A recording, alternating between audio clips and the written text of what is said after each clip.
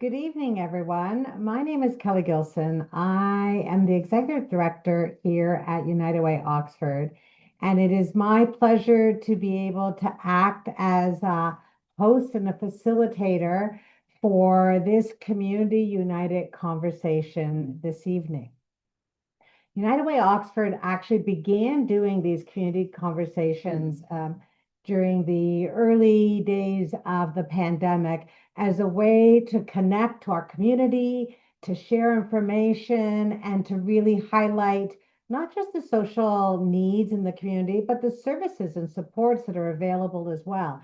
And so we say that our goal with these webinars, the series, is to shine a light on unignorable social issues and really make sure that people across our community are connected and knowledgeable. We want to build awareness and we want to build empathy and compassion for so many of the issues that we talk about. So I'm going to start, if I may, to take a moment by acknowledging the land that I am on this evening, and I am at our office in downtown Woodstock. And so we will begin this meeting by acknowledging that we are meeting on Indigenous land that has been inhabited by Indigenous peoples from the very beginning. As settlers, we are grateful for the opportunity to meet here, and we thank all of the generations of people who have taken care of this land for thousands of years. Long before today, as we gather here, there have been Indigenous peoples who have been the stewards of this place. In particular, we acknowledge the traditional territory of the Ananashbek, the Lenape, and the Haudenosaunee. This territory is covered by the Upper Canada Treaties. We recognize and deeply appreciate their historic and current connection to this place. We also recognize the contributions of the Métis, Inuit, and other Indigenous peoples who have made and are making, both in shaping and strengthening our community in particular, as well as our province and our country as a whole. As settlers, this recognition of the current contributions and historic importance of Indigenous peoples must also be clearly and overtly connected to our collective commitment to make the promise and the challenge of truth and reconciliation real in our communities, and to, in particular, to represent and bring to mind the justice for murdered and missing Indigenous women and girls across our country, and of course, in memory of the deceased children and survivors of the Indian residential schools. So thank you for allowing me to, again, speak about the land that I'm on.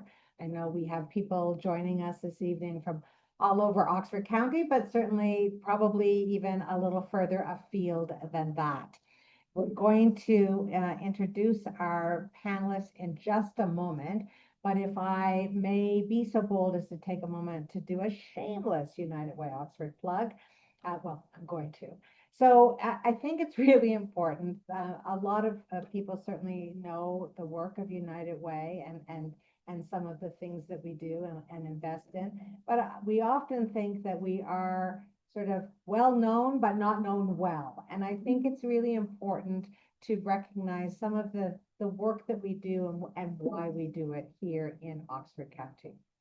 So first and foremost, it's important to note that we are 100% local. When we say we are local, we mean we are 100% Oxford County. The dollars that we raise here in Oxford are used and allocated here in Oxford by Oxford volunteers who know our Oxford community, who understand the gaps and the areas where we could and should be investing in. So we are truly a local organization doing good work. We have three pillars, if you will, three areas in particular that we invest in. And one is moving people from poverty to possibility, building strong communities and healthy people, and then ensuring that our children and our youth and our families are well supported. We want kids to be all that they can be. And so we do that in many ways, one of which, the area that is probably the most known for the work that we do, is how we invest in agencies and programs and services through the dollars that we raise each and every year. And those investments, I mean, we speak about making wise investments. We know our community. We know the gaps, we know the opportunities, we know where there's a readiness, and we know how to spread those dollars and leverage those opportunities to get the most bang for the buck that we possibly can.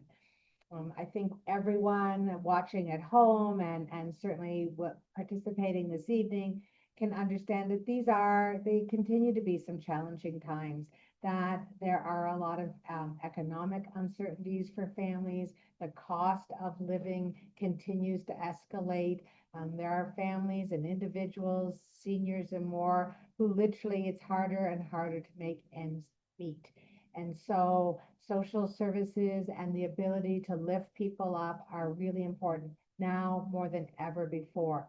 Also, when we think about social isolation and the need to create a supportive community. So these are some of the areas that we are investing in, including above and beyond that. United Way has two transition houses, actually, at Tilsonburg Lighthouse and an Ingersoll Lighthouse, because we believe that supporting people who have been experiencing homelessness or housing insecurity with the right supports and the connection to the community can move people forward to a better future in a really sustainable way.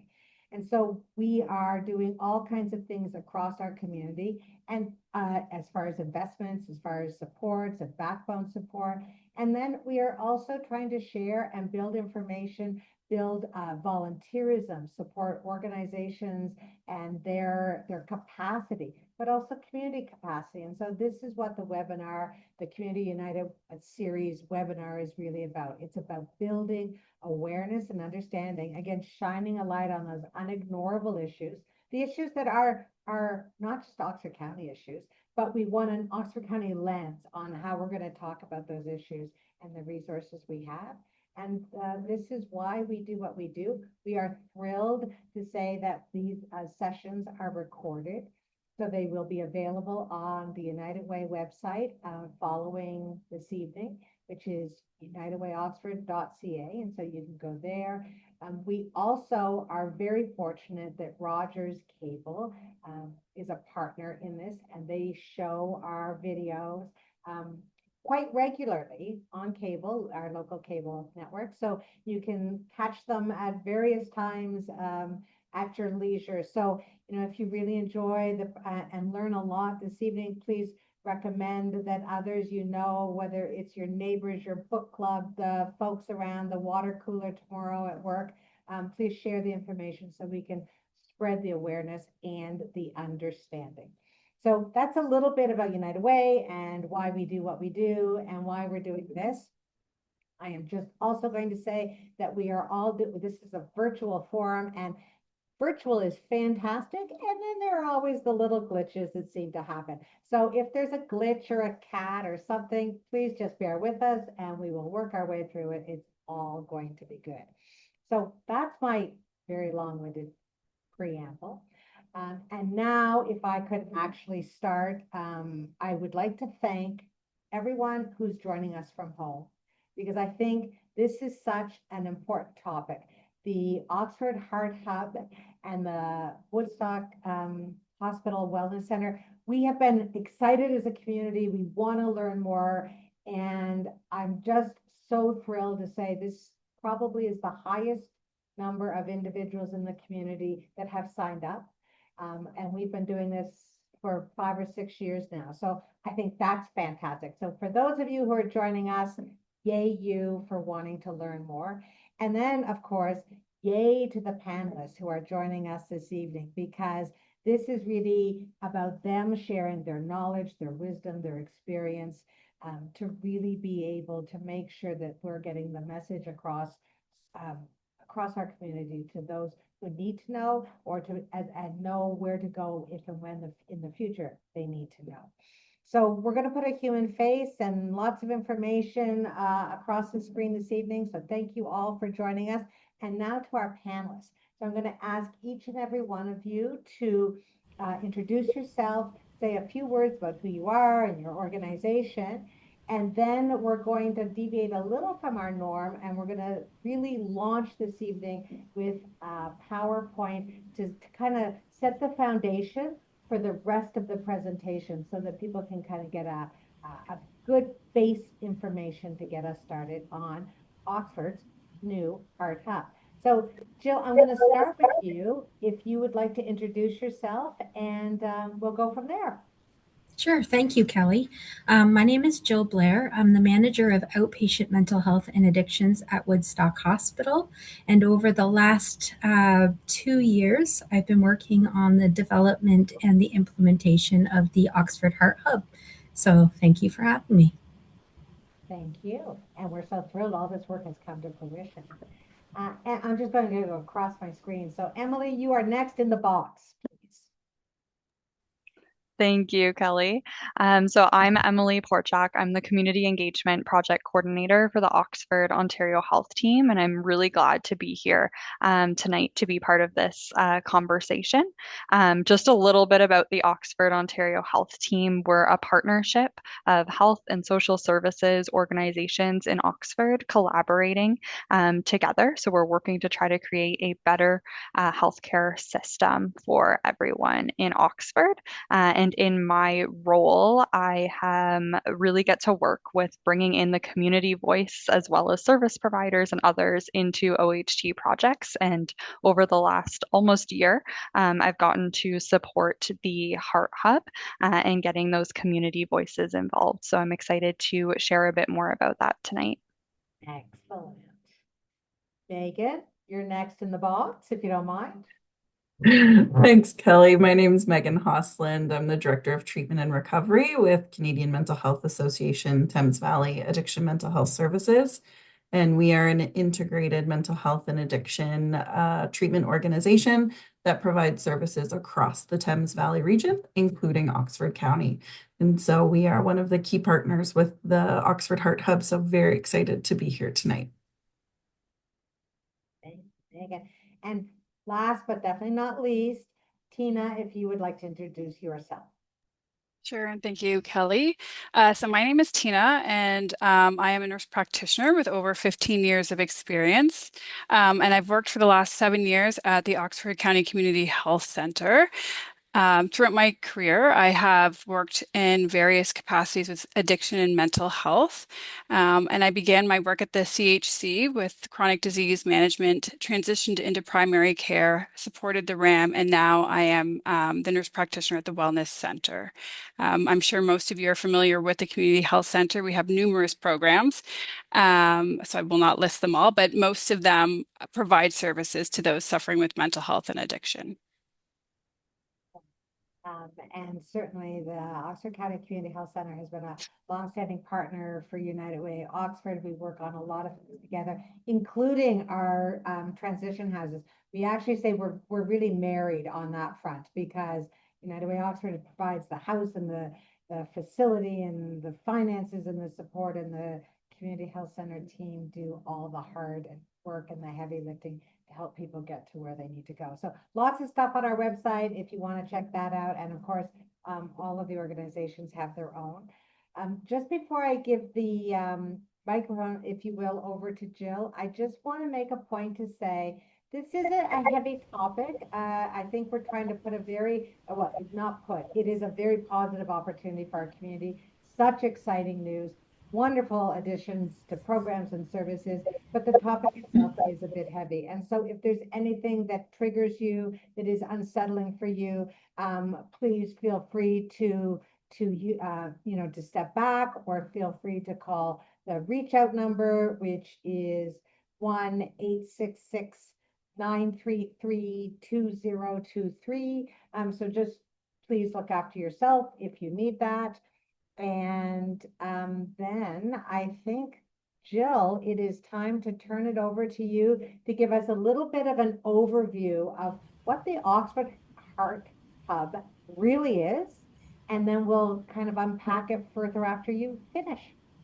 Perfect. Thank you very much. So I'm just going to share my screen. If you would be so kind as to let me know when it comes up so that I'm aware and I can get started.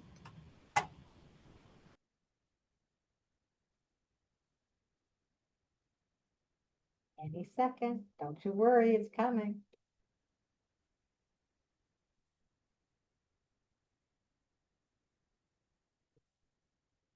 And the slides are there now, Jill.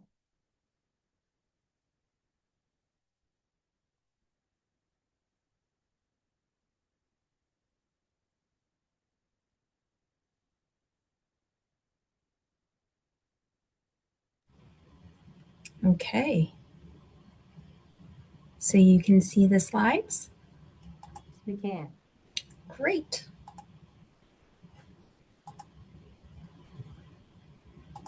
Did it go to the next slide? Yes, it did. Excellent. Then we're in business. So again, I just wanted to say thank you for inviting us to share more information about Oxford's Homelessness and Addiction Recovery Treatment Hub, or HART Hub. In January of 2025, Woodstock Hospital and a group of local service providers, collaborating through the Oxford Ontario Health Team, received provincial funding approval for the Oxford HART Hub. Since then, a lot of meaningful work has been underway to bring new mental health addiction and housing supports to our community. We pursued provincial funding for the Oxford HART Hub in response to growing challenges facing our community. Complex health and social needs, including addiction, mental health challenges, and homelessness, are affecting people we know and care about from all walks of life, our family members, friends, coworkers, and neighbors. We see the impact in our homes, in our neighborhoods, and in our healthcare system. At present, many individuals who are struggling and in need of support have nowhere to turn. Without local accessible options, they are often left without any timely care or clear pathway forward. The Oxford HART Hub exists to change that. The Oxford HART Hub is a coordinated network of care, including the Wellness Center, created here in Oxford County by community advisors, caregivers, frontline staff, service providers, leaders, and people with lived and living experience who understand the challenges. This Made in Oxford network of care brings together housing and social supports to create connected pathways to recovery and stability. This community-grown solution is rooted in collaboration among service providers. It is an initiative of the Oxford Ontario Health Team, led operationally by Woodstock Hospital. The Oxford County Community Health Centre, Oxford County, and CMHA Thames Valley are also receiving funding through the Oxford HART Hub funding, with core service providers and programming and services. Every service provider you see on this slide is helping to ensure the Oxford HART Hub's success and sustainability. While collaboration has always been part of Oxford's story, the HART Hub represents a renewed commitment to working together differently. It brings us together around shared purpose, compassion, and innovation to deliver truly connected care. From the beginning, the Oxford OHT and HART Hub partners have been working to engage the community so that we can understand people's real experience and use that feedback to guide HART Hub programs and services. We've connected with community members in several ways, including Harwood Community Conversations, a co-design roadshow, and encampment outreach surveys. Through this work, we spoke with more than 100 individuals about their needs and challenges. We also continue to involve community advisors in our working groups and planning. These are individuals with lived and living experience who can help make sure our programs and services reflect what people are actually going through and what they try to access with mental health and addiction support. One message we heard again and again was clear. People want services to be easier to access, and they want to navigate the service well with support, which brings us to our next slide. The HART Hub is one system, and our aim is that there will be no wrong door. What this means is that regardless of where people enter the hub, whether it's by calling central intake or visiting a service provider such as Operation Sharing. They will experience a warm greeting and be navigated to the right care pathway. The Oxford HART Hub is evolving, and we are working hard to get our full complement of programs and services online as quickly as we possibly can.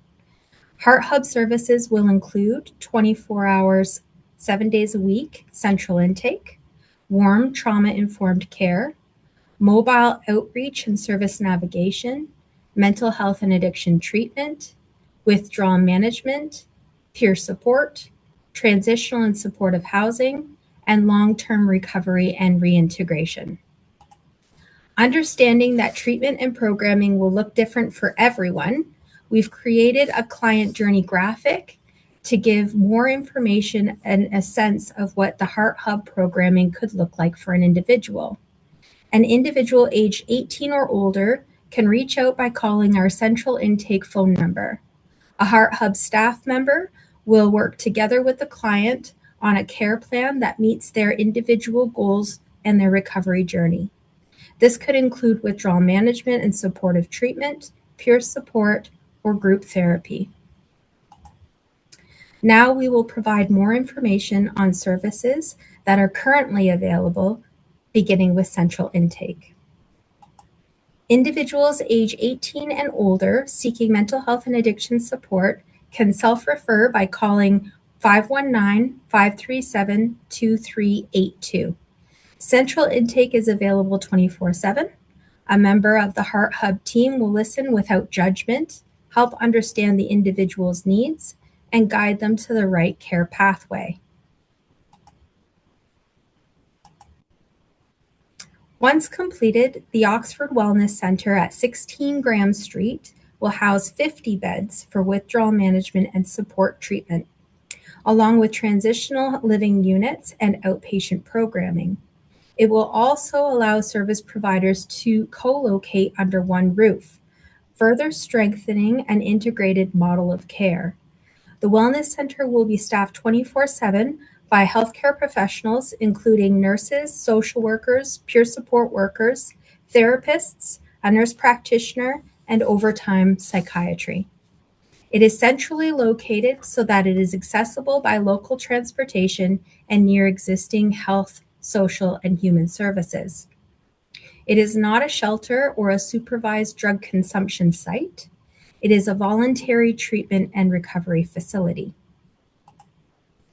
Knowing that our community urgently needs services, we opened a temporary wellness center location at 369 Huron Street to begin offering some bed-based care. There are 4 beds for withdrawal management and 6 beds for treatment services. The Wellness Center is currently staffed 24 hours a day by a multidisciplinary team. So what's next for the Oxford Heart Hub? The ongoing development of the Oxford Heart Hub will extend this continuum of care even further, adding access to supportive housing and mobile health outreach services. Each phase of the Oxford Heart Hub takes some time to build, and we are committed to communicating progress openly and transparently, sharing milestones as they come while recognizing that this is long-term work. We anticipate that each step of the way we will make progress towards further reducing the cycle of crisis by offering clear, connected next steps to recovery and stability. This means fewer people struggling without help and safer, stronger communities and neighborhoods for all of us. We also recognize that different people, from residents to service providers to health professionals, will want to understand different parts of the effort. Over time, our communications will continue to evolve to meet the needs while keeping one consistent, clear foundation: that the Oxford Heart Hub exists to connect people to care, hope, and stability. Thank you for the opportunity to learn more about the Oxford Heart Hub, and we appreciate your time and interest. Jill, while you take that down, just thank you so much for sharing that. There was a link at the bottom or a note for folks who might be interested in signing up for a newsletter so that you can hear more as more information becomes available. So that might be something that is of interest. But just sharing the overview, it's so exciting to see increased supports and services. It's Oxford County and what we do, but even better as we go through this journey. And I have to say, I love the fact that really at the end, it's about hope, dignity, and support close to home, because that really matters. We know that through United Way's work and all of the good work that you've put into this Heart Hub. We know that here in our communities, local supporting local matters a great deal. So thank you for laying the groundwork, because I think just that really starts to help people understand a little bit about what the Oxford Heart Hub is, our Oxford solution made in Oxford for Oxford, and also a little bit about what it's not. And so that overview was fantastic of both the Heart Hub and the Wellness Center. Super exciting about where that center will be down the road, but also how committed everyone is to making sure that there are services in the here and now to get us there. So we can see that from your slideshow, Jill, that it's really about a network of care. It's a client and people-led journey of care and a continuum of supports. So love the no wrong door for anyone who needs access in one way, shape, or form. That's an opportunity. And so some of these services are net new. That means like we didn't have detox beds, for instance, in Oxford County, and we had a great need. So lovely to know that we can serve people. And then this is just the beginning. So what are some of the key points? And I want to ask all of our panelists is, what are some of the key points based on the presentation, the overview of where the Heart Hub is now, and what you want people to know? Like what's really important for you to share based on that PowerPoint?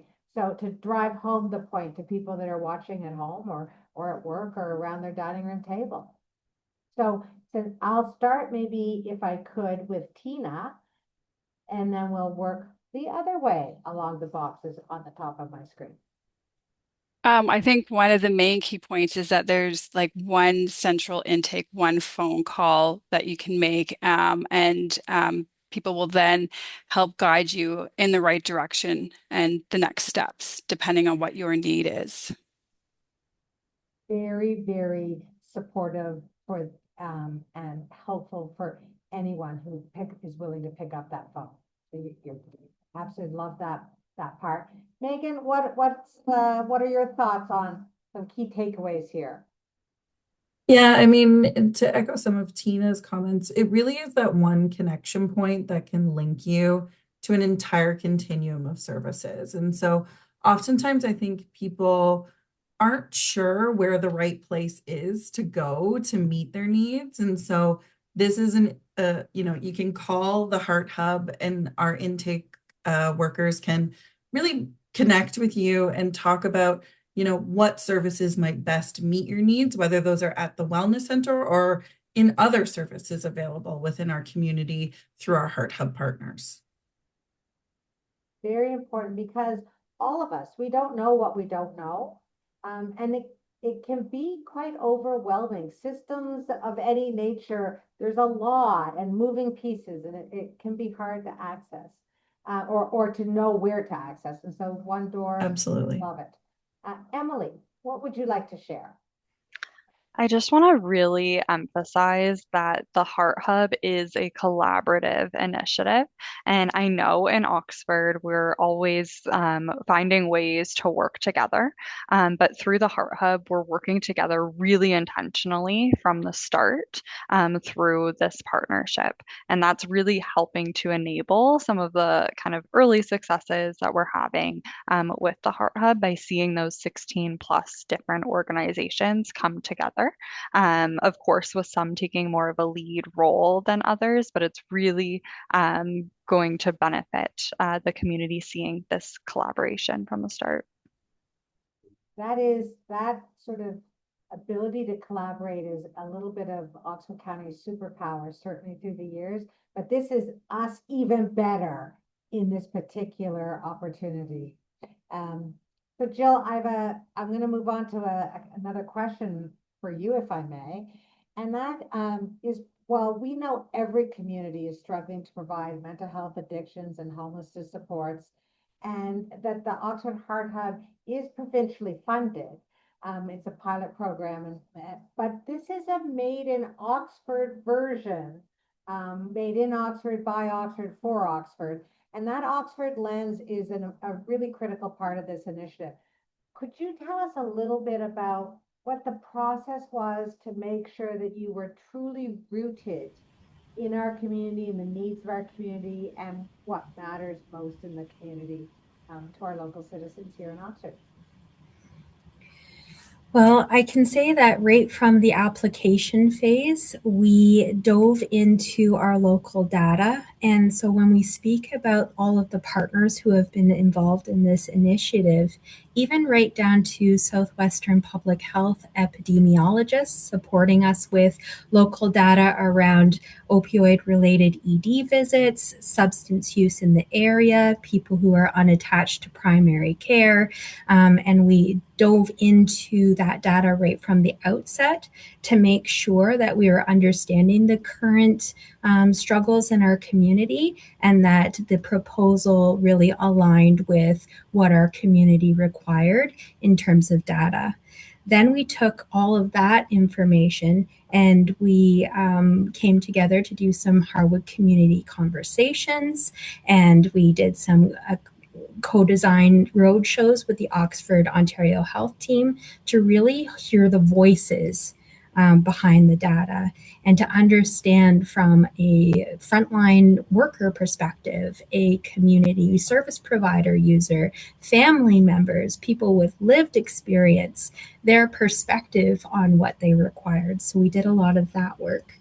A key part of the homelessness and addiction recovery treatment hub protocol is to have priority pathways. So we also made sure that we connected with local Indigenous leaders, elders, and community members to understand how we could best service that community as well. We did that in partnership with Two Row Architects, who helped us connect with leaders and do that work in a meaningful way. And then also we just did a lot of implementation work and conversations between our partners, and that's an evolving process as well. This really is us, but better. It is that way to truly get to the heart of what matters and where there's a readiness and an opportunity. If I may give a bit of a shout out to our very dear United Way friend, Cheryl McCackey, who helped lead the Harwood conversations for this initiative. It's certainly that the Harwood Institute, their work, we follow a lot of that because for our United Way, it's a way to really understand the community, and it's so aspirational based. And it was such a lovely fit for this work. And so we thank Cheryl for her effort to see that you got what you needed with the community connections through that. Emily, if I could just build a little bit on what Jill was saying, um, when you talk about like sort of reaching out to the community and understanding needs, individuals with lived and living experience also played an important role in shaping how the Heart Hub was going to play out and how it would be designed. Can you help us understand what lived and living experience means and how that perspective really mattered in this work, and maybe what you can share from speaking with community members and families, and about how their experiences are now influencing this work? Absolutely. So, lived and living experience is really thinking about the people who are impacted by those mental health addictions, housing instability pieces. So, they might identify as patients or clients, or there's lots of different terms that can be used for this. But we expanded that as well to look at those care partners who are supporting that journey. So that might be a caregiver, family members, and some of the staff that are really working in this space at the front lines with these kind of people.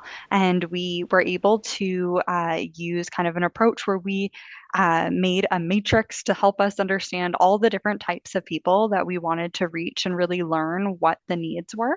And we used that to go out into the community in a bunch of different places where people already were to learn from them. And we took those recommendations to help us inform how programs and services were designed for the Heart Hub. So, one example that comes to mind for me is at all of the co-design sessions that we attended, we heard about needing to feel safe in the spaces of the Heart Hub and not feeling intimidated by the people that are going to help them. So one of the ways that we kind of worked on this recommendation was by making the dress code or dress policy for the Heart Hub staff more casual. So it's not like people are going to be in their blazers and ties when they're supporting these clients, and bringing that into our spaces to make them feel less institutionalized by incorporating nature. And we're hoping to incorporate a courtyard into the wellness center at the permanent location as well. And while we're on that note, we have a community advisor who's been involved in this process from the very start in the proposal space. And she was not able to join us on the call here tonight, but she really wanted to share a message. So I'm going to read it on her behalf. Thank you. So she shared, "It's truly with regret that I can't be here today because being part of shaping the Heart Hub has been deeply personal for me. I came to this work not only as a community partner, but as someone shaped by lived experience. I know what it feels like to lie awake at night wondering if your loved one is safe, hoping the phone will ring, and at the same time fearing that it might. Those experiences stayed with me throughout this process. Working alongside other community partners was powerful, but what moved me most was how I was received. I felt heard, I felt respected, and I saw that everyone involved genuinely wanted to get this right, not just on paper, but for real people and real families. What inspired me most was that this wasn't just planning, it was listening. This wasn't a group of professionals deciding what people needed behind closed doors. We went into the community. We spoke with people and families who struggled. We heard what didn't work. We heard what would have helped. The hub wasn't designed for people, it was designed with them. Being part of building something grounded in a no wrong door approach felt deeply personal. It felt like we were quietly saying to families like mine, you don't have to navigate this alone anymore. This experience reminded me that lived experience isn't a weakness or something to hide. It's something that can help shape real change. I am proud of what we are building. This work doesn't happen all at once. It's built in phases where each step strengthens the foundation for what comes next. But more than that, I am hopeful because the Heart Hub has the power to change lives. And I really wanted to share that message because I think it's really meaningful to hear that from someone who's been so ingrained as a member on our planning committees throughout this work. I mean, it goes back to the message of hope. And I think we can all see ourselves in that this is a community service. And I think everyone listening and wanting to learn can appreciate how hard it can be or could possibly be to navigate. And when it's done well and when it's done with care and compassion, with a lens that makes it people centered, that's kind of the magic. That's going to make the world of difference. So thank you for sharing that. And we were sad that we weren't able to have your volunteer with us this evening because she certainly is able to share a very personal perspective. And we appreciate that she took the time to do that and the commitment to the contribution and to really make sure that that voice mattered because it does matter. So fantastic. Thank you, Emily. Um, Now, through this, we really, we talk about the Heart Hub and is it a hub? It's really a network of care. And I think someone maybe already said there were 16 service organizations that were a part of it. I might have that number wrong. But would Megan, maybe would you like to share a little bit about who the key partners are? Because there's sort of key core partners, if you will, but then there's this huge group of other community supports that are also a critical piece. Could you tell us a little bit about who the organizations are and why this continuum of care, of support to meet people where they're at matters? Absolutely. So the Oxford Heart Hub is a coordinated system of local organizations that are working together to provide the supports for individuals in our community, as we mentioned, facing either homelessness, housing instability, substance use, and also mental health challenges. Key partner organizations in this coordinated system are represented by those of us in the panel this evening. So Oxford Ontario Health Team, Woodstock Hospital, my organization, CMHA Thames Valley, and then also Oxford County Community Health Center. And as a participating partner within the Wellness Center, I can just speak for myself. Our CMHA Thames Valley team has a team of addiction mental health workers, counselors, peer support staff on site at the Wellness Center that are supporting clients to assist them in navigating their recovery journey. Woodstock Hospital obviously has our operational supports along with nursing, counseling, recreational therapists, and Oxford County Community Health Center has Tina as our nurse practitioner sort of leading the way with lots of our initiatives. And then in addition, Kelly, as you mentioned, there's the four of us tonight sort of representing the key partners, but it was incredibly inspiring when the opportunity first arose for Oxford to submit a proposal to obtain funding for this Heart Hub. The number of community partners that at a moment's notice truly stepped up to support this initiative was absolutely incredible. I haven't seen it throughout my career until this point, and it was just honestly amazing. And so while there's the four of us here tonight, as we've mentioned before, we truly do have a network of other community partners supporting us and surrounding us really in the work that's being done every day, either by receiving referrals or assisting us in connecting clients to other supplementary supports, or organizations like United Way Oxford that are assisting us in spreading the word out to the community and really clarifying what these services and supports are. So as much as it is us on the screen tonight, it is many more people and many more organizations that are supporting. And for your question around why is it important to offer a continuum of supports? I think offering that continuum really ensures that every individual, regardless of where they are in entering the system or what stage of readiness they're in, can really be connected to the right level of care. So when looking at the services such as central intake, counseling, withdrawal management, supportive treatment beds, crisis support, housing stabilization, really creating a seamless no wrong door experience that prevents people from falling through the cracks, not only assists those individuals, but also strengthens our community. And furthermore, the Heart Hub can really act as a connector to other community treatment options that we have available as clients reintegrate into the community. So once they complete some on-site services, and community treatment is exactly what it sounds like. It's treatment while people are living in their community, working in their community, dealing with all the everyday life stressors that we have to cope with, while also accessing treatment and supports. So some services that are available throughout our community are available from the community partners that are on the screen tonight, providing both individual and group-based programming and case management. Through the years, United Way has heard time and time again about the importance of local, timely services that are relationship based, that are easy to access. And I think the fact that so many partners jumped at the chance to be a part of this, to do better, to have a greater impact, really speaks to the incredible passion and commitment of those who are on the ground doing a lot of amazing work.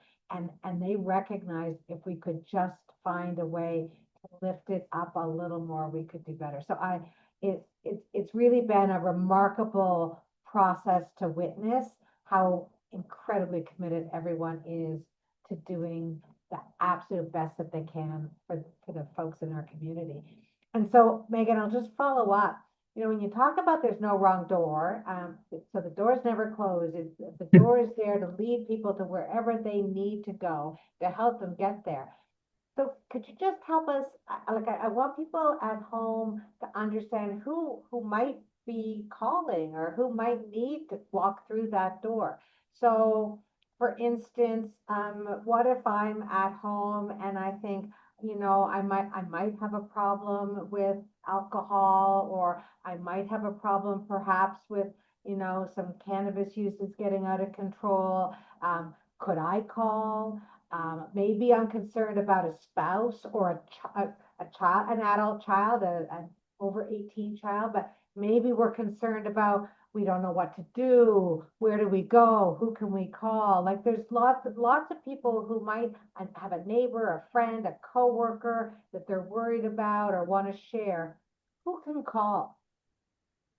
Yeah, great question, Kelly. And the reality is that addiction affects all of us. So regardless of, brother, sister, parent, child, coworker, whoever it might be in your life, it impacts every walk of society. And so, if there is someone who is wondering either about themselves, is this something that I might be able to get support with, or is it someone else in my life that I might be interested in connecting? I would say absolutely reach out. Like regardless of if you know what you're even interested in as an overall goal or what type of support you're even open to or wanting to explore, give us a call. And so the Heart Hub is really designed so that anyone can reach out.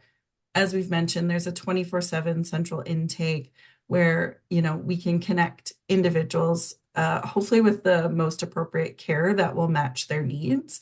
And I often like to say, like, there's no right or wrong way to recovery or treatment. Every person is really going to have their own path to wellness, that's going to be unique to them. And so, in contacting the Heart Hub and Wellness Center, intake staff can determine whether the wellness center is going to be able to assist you in achieving your goals or your needs, or if it'll be better treated by another community service organization or support. And staff can provide that connection and referral to those other organizations within that network. And then as well, if you're worried about, like I said, a partner, an adult child, or someone else in your life, absolutely give a call, because family members, caregivers, they are included in the Heart Hub's network of coordinated care, which is built not only to support those that are struggling with homelessness, addiction, or mental health, but also those loved ones that are affected by those issues. And I think that really speaks to the values that you and all of your partners have brought to this particular initiative. This is a caring, compassionate, truly no wrong door approach. And so making that first call for individuals who may not even know what the question is or what the desired outcome is, that first call is the opening of the door to whatever lays ahead, and with that lens of hope and recovery and opportunity. So thank you for that. Tina, I'm going to move over to you, if I may, because we talked about there's some net new programs and services that this initiative brings to the community, and then also the enhancing and the ramping up of some existing services. And so one of the net new services that we desperately needed, and now have, is a detox component for folks who really need that safe space to go through the detox. And so that's available now at the Temporary Wellness Center.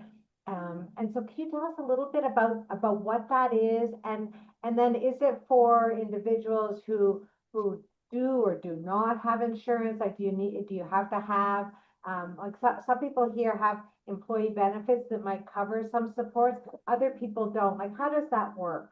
What do we Sure. need to know? Yeah, sure. So, detox, as you called it, otherwise known as withdrawal management, or you might hear me say WMS. It's open to anyone in the community, with or without benefits. Okay. And it's for Excellent. people, yeah, withdrawing from alcohol, opiates, or stimulant. So far, I think mainly we've seen a lot of alcohol use disorder, but it is open pretty much to anyone with any substance use disorder. Once in the program, there are workers who will help people obtain any insurances or OHIP cards that are outstanding. Mhm. Um, this is a self-referral. So for WMS, the individual must be present during the phone call. They can be supported by family, friends, or other support as long as they are there to participate directly in that referral. Um, Once the call has come through, an intake worker will connect with them and we'll provide them with a date and time for intake. And on that date, they will be met with nursing staff, myself, have an assessment, and we will review what kind of medications are needed to help them withdraw safely and comfortably while they're at the center. Thank you for sharing that because I think a lot of people may not have really understood what that is. Mhm, And it's like a really valuable new addition to the toolbox to support our community.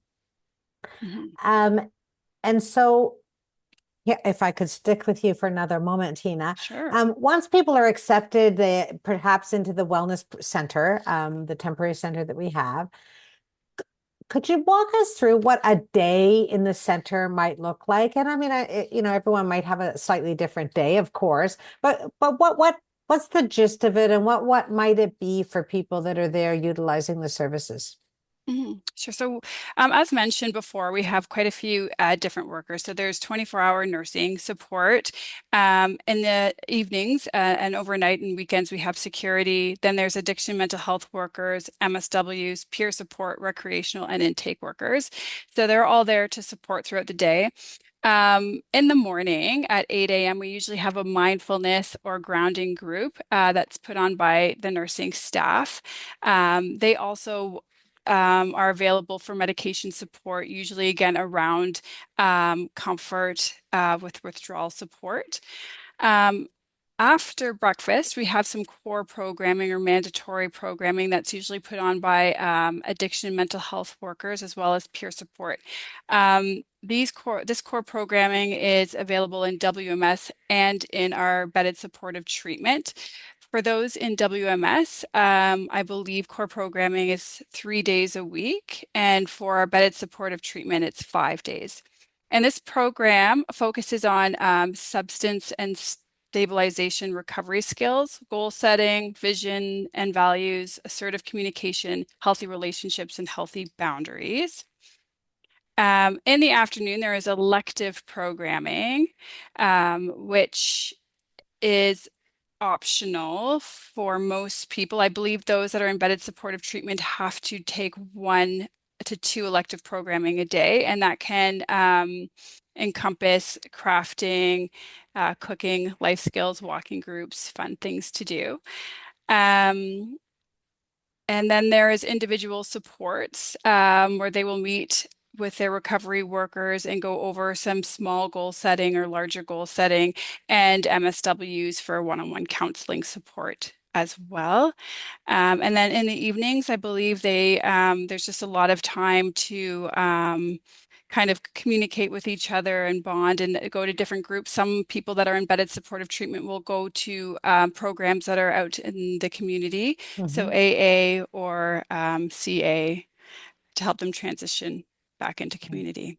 It just sounds so holistic Mhm. and just again like that wraparound caring support to help people where and meet them where they're at. That's right. Absolutely love that. And I apologize. Apparently, my voice was not carrying particularly well, so I've put my headphones in, which is a bit funny because for any of you that know me, my voice actually should carry with or without headphones. But here we are. That's technical challenge of virtual. And so, Tina, thank you for sharing about that. I think that was really important for us to sort of see what that might be for folks. And then I'm going to maybe move to Megan on the next question. And just before I ask Megan the question, I'll just remind people at home that if you have a question, please type it into the chat box, because when we wrap up sort of the facilitated conversation that we're having here, we will absolutely take questions from the audience to make sure that you are getting the information you need. So please take a moment and type away.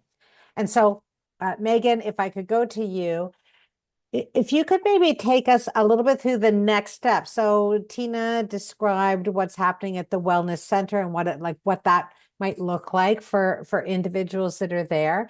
And then once someone has completed that on-site aspect of the program, what would the next steps look like? And what's the follow-up, and with maybe community partners, and how do you continue to sort of wrap around and support folks? Yeah.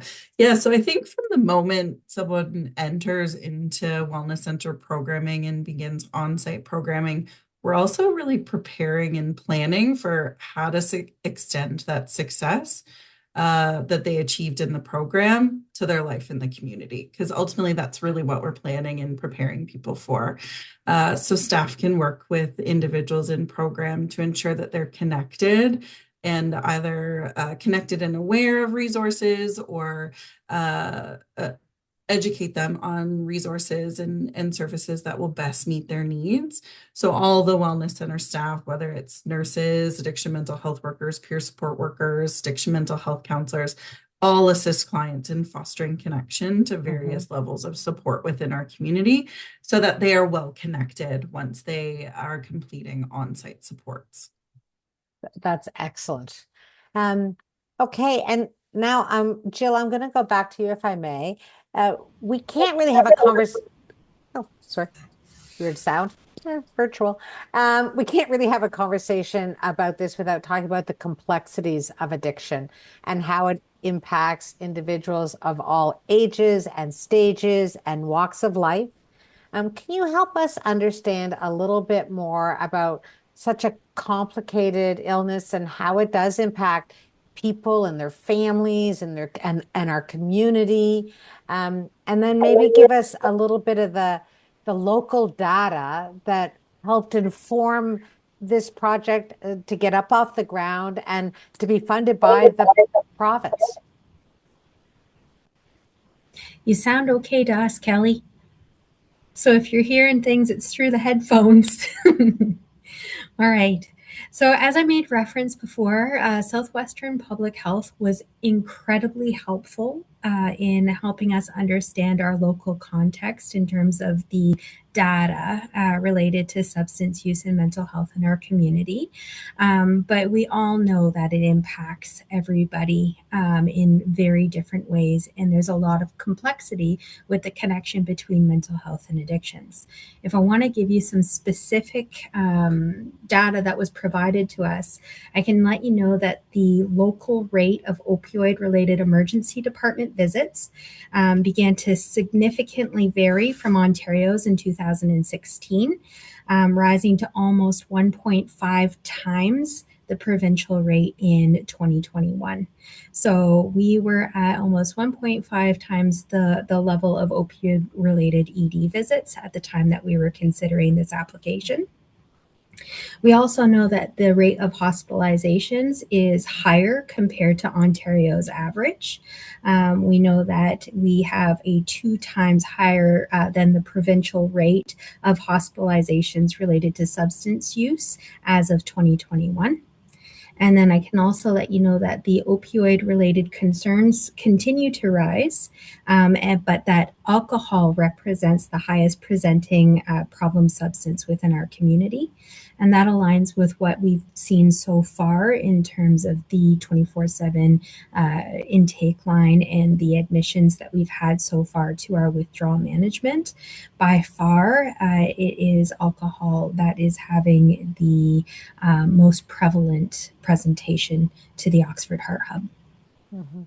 Thank you for that. I think perhaps individuals listening may not like that might be news to people for sure. And some of those stats, as we compare to the provincial average, are certainly concerning. And so, thank goodness we have an Oxford Heart Help and this collaborative work to hopefully make a difference there. I also, if I may, I just want to point out something that I think might be interesting. On another table that United Way sits on and many other partners across the county, there is a Planet Youth Oxford table that's looking at really bringing forward a different philosophy for supporting youth and families across our community. It's a fascinating project. It's certainly modeled after the Icelandic model. If for people at home, and you can Google that, it's quite interesting. But ultimately, the goal is to really stop youth from experiencing and experimenting with substances at an early age. And so I just want to share that.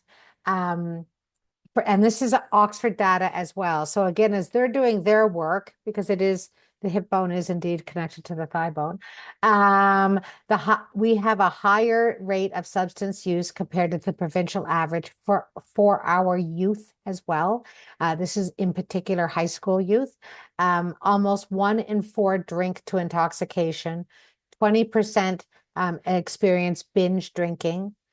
42% of our youth have tried vaping, and cannabis use is rising. And what I think is fascinating is, as unsettling as some of those numbers might be, statistics have proven that early initiation increases the risk of long-term harms. And so if we can, as a community, come together and do this amazing work with the Heart Hub and the Wellness Center to help people in the here and now, and at the same time can come together as a community on the other end and prevent and invest in proactive upstream measurements to really make a difference down the road for people. Imagine what an amazing community this would be, and how well and healthy our entire community could be. So that was a little segue to shout out for Planet Youth, if I may.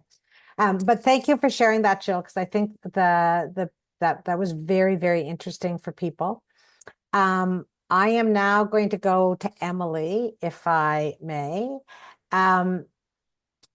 Since the formation of the Ontario Health Team pre-pandemic, all of the key mental health and addiction service providers have been meeting to identify gaps and strengthen and coordinate local services, which prepped them well for this opportunity. Did that create the readiness to collaborate and submit an application to the province for the Oxford Heart Hub? And as this is taking root, do the providers that you're all working with expect to see that the support services will be extended, that over time they will grow and there'll be creative new pathways ultimately to meet all or more needs, to reduce wait times or wait lists or all of those things for citizens who are seeking help and support? Would you like to speak a bit about that, Emily?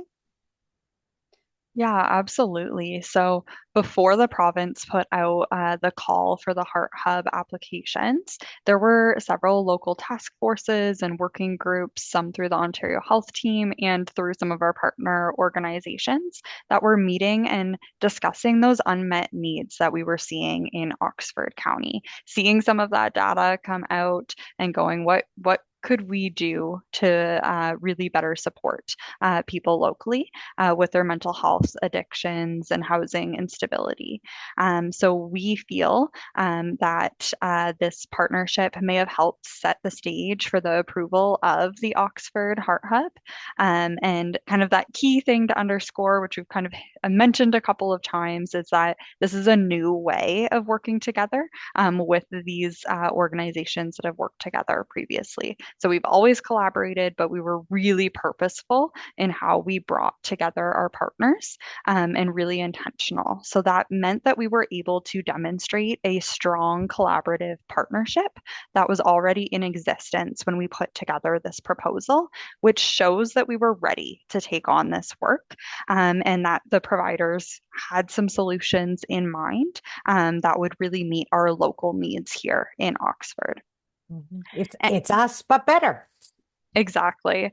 And we can't necessarily like predict how soon service providers are going to see the positive impacts of the services that we're working on as they're new to our community, many of the services. But the addition of heart hubs in other communities in the province has been really positive. And one example that comes to mind is the Bright Shores Wellness and Recovery Center, and it opened back in June of 2024. And they just recently shared a media release that showed a very large reduction in emergency department visits in those 30 days after clients were discharged from their heart hub. So that means that once people are discharged, they're not immediately going back to the emergency department. So we're seeing less of that cycle of care. So hopefully that's something we're going to be able to report back to this community in Oxford as well as we move forward with our services. That would be such an amazing win for a community, because we all want to see attention and dedicated services where they can have the most impact. And so if we can support on one side and then remove some of the visits to emerge in another way, we're just building the overall health of the community, which is just spectacular. I have another question, and this one is going to all of you, so you can jump in at any time. And then we are going to maybe take a couple of questions from the audience. But all of the work that has been done so far, which is so impressive and so needed and just so exciting, but it's the beginning of the journey that you're on, or that we are as a community on. And so all of this commitment from the organizations and community partners and eventually donors and supporters, it doesn't end here. It's the foundation for the path forward. And would anyone like to speak a bit about how you envision, or how the group is envisioning the work to evolve and to just take even further root into the community to meet the needs? Like, this is the beginning, right? Don't all jump in at once. I think I can answer that, because we started accepting our first clients at the temporary wellness center location on December the 3rd. And since that point, the amount of evolution that has occurred in that program implementation has been huge. And so the vulnerability and the ability to adapt and make change and engage with our partners in different ways to offer services in different ways is a lesson that we're going to need to continue as we build out the services and continue to learn and understand from our clients what they need, what works, and what doesn't work. So I think as a development and as a process, we're really in this together. And I think that that's what I want to take away from, is that as we continue to build and develop, our services will also evolve significantly. So what you see right now might not be the same thing that we see or intend at the end of the demonstration project. And I'm just excited to see how we come together with our partners to address the gaps and meet the service needs. Jill, I would say that warms my heart, because I think that truly speaks to the commitment that that you all made at the beginning, that this is based on what individuals and families and community members need, and that you are there to meet their needs. And part of that is evolving as you go along. Absolutely. So does anyone have anything else they'd like to add to that sort of evolution? I'll jump in here. I think just what I want to add on to what Jill said for everyone that's listening is that we really encourage you to continue following along because, as Jill said, it is going to continue to evolve. So please keep watching our the Woodstock Hospital's website page for the Heart Hub. If you're really interested in learning about these evolutions, then sign up for the newsletter if you're able to, because we are committed to sharing these milestones. And we recognize it's long-term work, so it's going to take time to continue building out these pathways. So if you want to stay up to date, those are a couple of great ways to do so. It's important to stay in the loop. Absolutely. Um, okay, I'm going to take a couple questions from the audience. Someone has asked, is there follow-up and I've lost my question. There we go. Is there follow-up with clients after they've been discharged from the Heart Hub? And I'll just remind people, because it is a little hard to get your head wrapped around, that the Heart Hub is actually not a physical hub. It's a greater community partnership. And then the Wellness Center is the currently bricks and mortar hub piece, if you will. But regardless of where people are getting the help that they need, is there follow-up and what does that look like? So from bed-based services, so if people are getting ready to leave the wellness center after participating in our residential treatment program, we actually have our first clients preparing for this stage of their recovery journey now. We're going to offer outpatient or community programming for relapse prevention and aftercare. So that journey can continue after they leave residential treatment. But a lot of times people they wouldn't necessarily need or identify with coming into residential treatment for that 3-month-long program. So when they're coming into withdrawal management, we also have options for them to do outpatient programming, or if the program that's offered by the wellness center itself doesn't meet their identified needs, then we're offering referral connections to other community partners and programs that are available. So we've already navigated a lot of referrals to our CMHA partners who are doing and offering different services across Oxford County for individual and group-based care. So yes, the Wellness Center itself will have follow-up resources available, but sometimes that follow-up will be with our partners that are outside of the Wellness Center as well, which is an important part of we're creating net new services, but we're also enhancing pathways to a lot of strong existing services that are available in our community.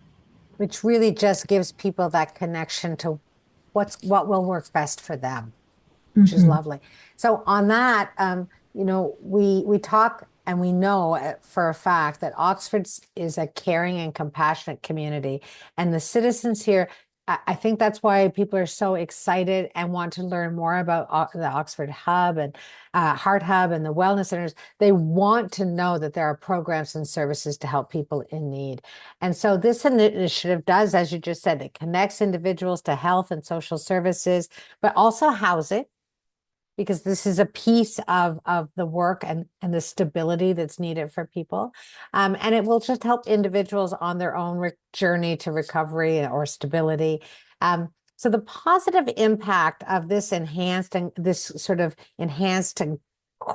coordinated and collaborative work, it extends beyond those individuals that you will serve, but it really will impact our entire community, won't it? Like from businesses to downtowns to everything in between. Like this is truly a community-based initiative that will lift us all up. you want to speak a little bit to that? The impact on neighborhoods and downtown and help and all of that, Jill? Sure. I think the idea of creating a coordinated community based collaboration is that if you do have that central intake number, we're able to just talk to you. We can talk to you from a local based lens and connect with you on what you might be looking for or what the options are or what the limitations are. You might be calling to ask for, say, for example, support for a coworker that you're concerned about, but we might navigate you to services to help you understand addiction a little bit more and help you be able to reach out from a caregiver lens or a community support lens. So I think the impact from a community perspective is just another place or another person to call that has comprehensive connection with all of our community partners that can help you navigate as a community. So it's just a way of bringing people together to have those communications and knowing that we're all connected in a new way. So it's not about saying, just call CMHA or just call OCHC.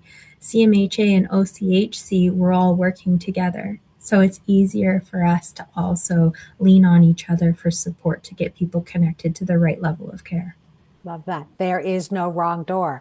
It is literally just open the door, make the phone call, get started. One of the questions that we have is there a typical timeline for the detox or the treatment program? What would that look like? Sure, I can answer that one. Thanks, Tina. Yeah, so withdrawal management is very individual. However, those coming with some alcohol use disorder tend to stay for about 14 days. But the length of stay really depends on like clinical stability, engagement in programming, and progress towards recovery in their discharge goals. Once they've completed WMS, if we have beds, then they can transition over to our 90-day bedded supportive treatment. Okay. And so we've talked about the timeline, like what that might look like. And then for some of the aftercare, are there timelines or limits that are sort of carved in stone, or is that a sort of a fluid support for individuals based on where they are and what they need? So, right now, our relapse prevention program is a 3 month program, and then we have an additional 3 month program for aftercare. So, if someone completes the bedded supportive treatment program and is looking to continue with their care, they can get up to 6 months afterwards. Okay. And that is an evolving process based on what kind of aftercare that they're looking for as well. So, they might not choose to attend aftercare locally in Oxford County, and then we would be looking at connecting them with something that would be closer to their own community. For example, if they were coming to us for a treatment bed from Oshawa or another city, then we would be looking at different levels of support there too. Okay. Would anyone like to maybe speak a little bit about transitional housing, which will be a part of this journey, certainly for some folks? Megan, right now, CMHA Thames Valley has a transition house, a supported house in Ingersoll, as do we, and then one in Tillsonburg, and there's space here in Woodstock as well, that the Oxford County Community Health Center supports. You want to maybe talk about the relationship of how transitional housing can help stabilize individuals through this journey as well? Absolutely. So transitional housing really is about matching individuals who are requiring support within a home. And so it's ensuring that people are able to get the support to assist with day-to-day life outside of things such as treatment, like this program might be, but how do we transition into community and develop the life skills and also focus on things that will assist them in being successful in, say, their own independent home Mm-hmm. once they are able to achieve that. And so, as part of this system of care, individuals can be involved within coordinated access, which then can allow access into the various different housing programs that are available. Okay, thank you very much.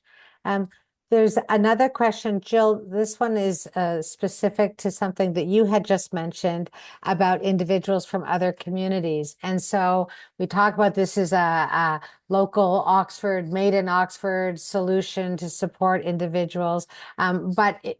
There are opportunities for other community members to utilize services. Could you just maybe speak to that and are we locally the priority for services? How does that work?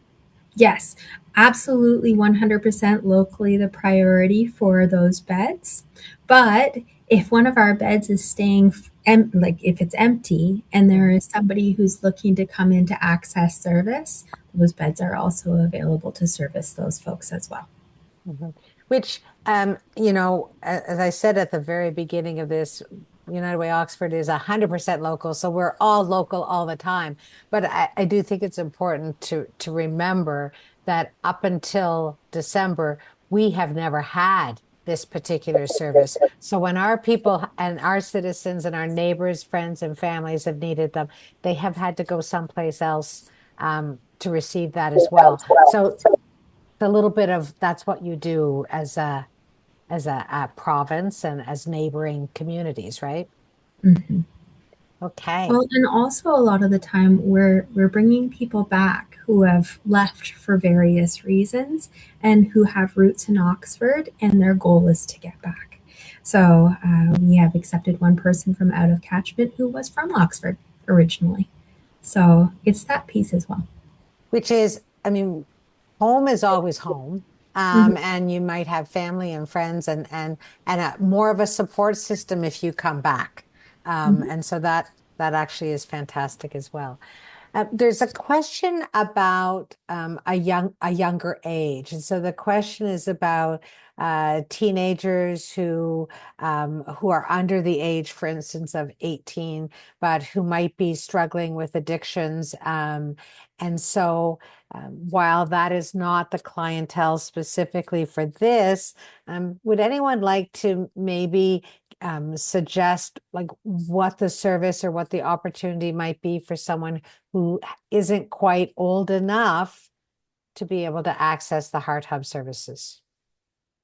Yeah, I can certainly answer that. So, for any youth ages 12 and up, CMHA is certainly able to offer addiction treatment support. And so that can look like anything for individuals who are wanting to explore changes with their substance use, problem gambling, problem gaming, um, Good uh, point. all of those, behavioral addictions that sometimes pop up for individuals. But we certainly support individuals ages 12 and up. For those that are looking specifically for mental health support, I would suggest connecting. You can reach out to us, or you could connect with Welkin as well. And they would certainly be able to determine if they would be able to support or potentially connect to other resources in the community, such as Woodstock Hospital or others. Welkin is starting up another hub, a youth wellness hub, which has been in development for quite a period of time, but it is starting to get off the ground, which is very exciting. So that will soon be coming to Oxford in the next, I don't want to say a Don't certain jinx it. timeline, but really soon. Yeah.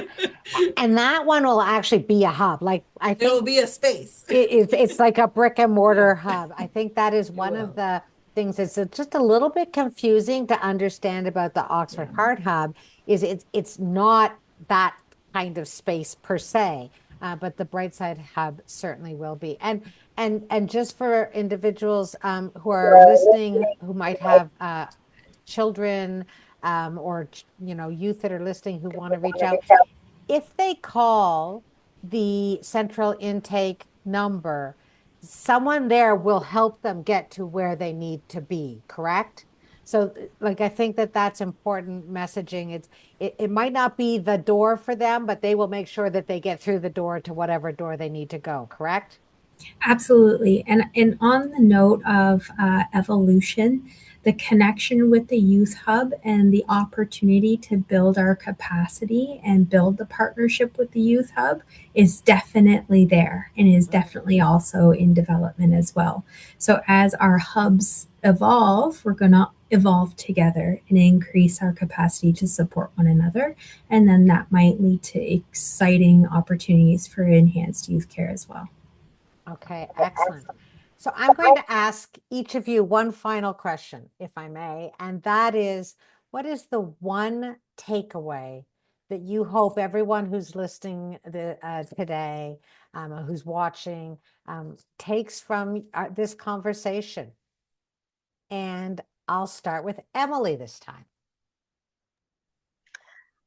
So I really want to continue to reiterate that central intake line, but for me, that comes from sitting in these different rooms with people with the lived and living experience and hearing that they didn't know where to start or who to call.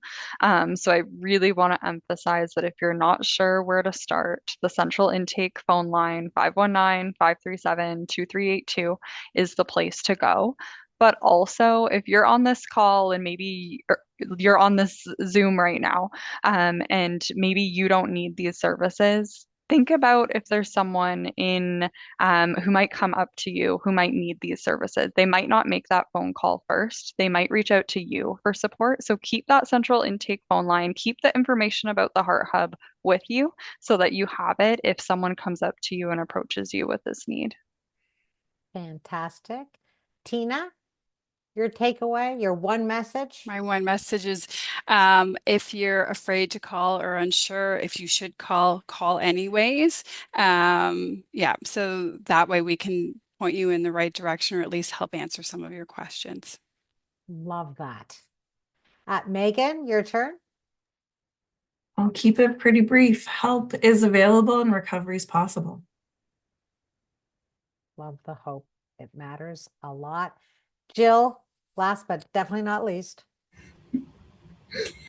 I think the point is that this is really an initiative so that we can support our community as a group of partners in enhanced ways. And as we learn, we'll continue to build and respond and continue to make things better. And I'm going to go back to what you said about our Harwood community conversations with Cheryl. Right from the beginning, she said to us, if you guys aren't changing your system and if you're not adapting together, you're not truly collaborating. And so I think the receptiveness and the commitment is about making sure that we're coming together to serve the population that is rooted in Oxford. And that's our goal with the Oxford Heart Hub and the Wellness Center. And that's what matters most. So that is lovely. That is a great way to end. I'll just do a little bit of wrap up, if I may. One of which is I will again mention there is a central intake number. It's 24 hours, 7 days a week. There is help on the other end of that line.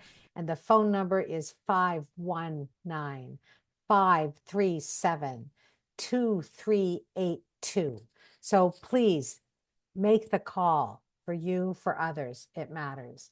And if I could, I'm just going to actually quote Dr. Gabor Mate, who I think this is from his book In the Realm of Hungry Ghosts, but I think it matters about addiction. And so his quote is, addiction is not a choice that anybody makes. It's not a moral failure. It's not an ethical lapse. It's not a weakness of character. It's not a failure of will, which is how our society depicts addiction, nor is it an inherited brain disease, which is how our medical tendencies is to see it. What it actually is, it's a response to human suffering. And all these people that I worked with have been serially traumatized as children. All the women had been sexually abused. All the men had been traumatized, some of them sexually, physically, emotionally neglected. That is not only my perspective, it's also the scientific and research literature is what it shows. So addiction then, rather than being a disease of such or a human choice, is an attempt to escape suffering temporarily. And I think if we can ground ourselves in the fact that we have community members who need help, who need our care and compassion and empathy and support, and together we can actually make a difference in people's lives. You and your colleagues are doing all the work, but it matters to each and every one of us as a community member that we are kind and thoughtful and committed to helping others as well. In closing, I will just say, I did give you the information and the phone number for the central intake line.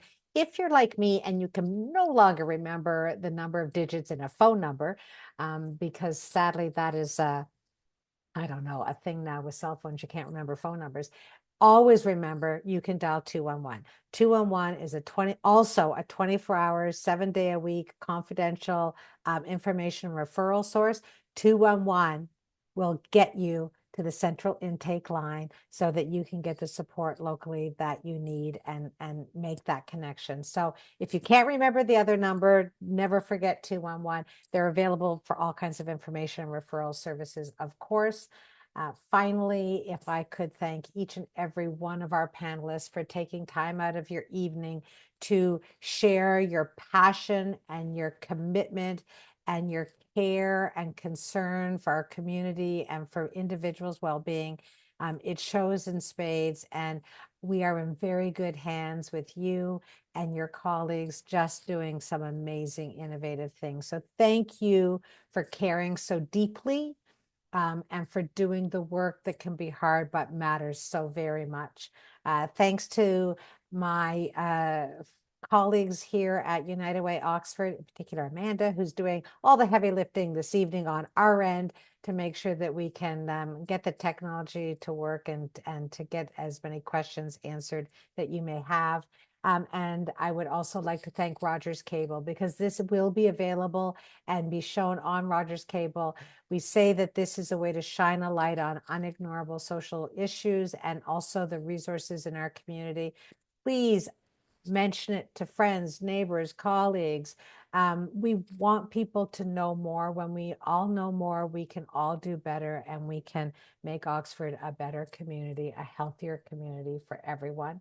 And as we wrap up, I will just reinforce, I don't know that it's a tagline, but as part of the Oxford Heart Hub, sort of the wording at the end is hope, dignity, and support here at home. That is what this is. It's been my pleasure to facilitate the conversation so that we can learn more this evening about the Oxford Heart Hub and the good work and the services and how it's going to change people's lives for the better, give them hope and opportunity. So thank you all. Thank you at home for joining us.